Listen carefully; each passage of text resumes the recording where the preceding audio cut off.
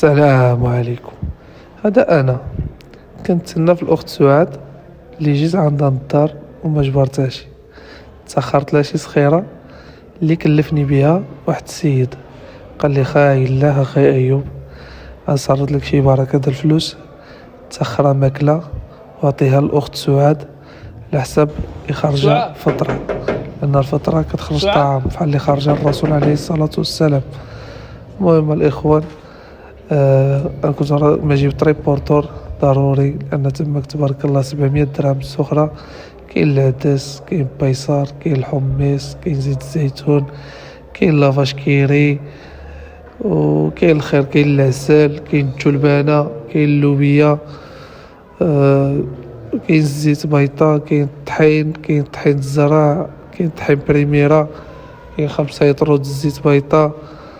المهم الخير كاين تبارك الله، كاين الخير، كاين شي 700 درهم د السخرة. بسم الله.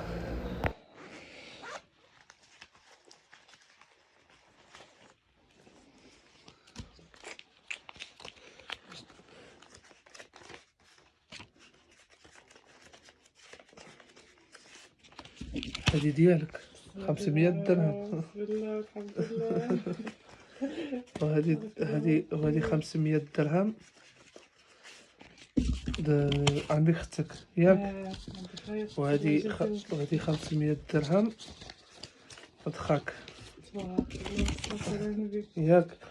وهنايا بقات 1000 درهم الوالده ديالك، حيد منها 30 درهم د التريبورتور الموتور 3 د الروايد. 25 درهم عطيتو 30 درهم. هادشي اللي كاين.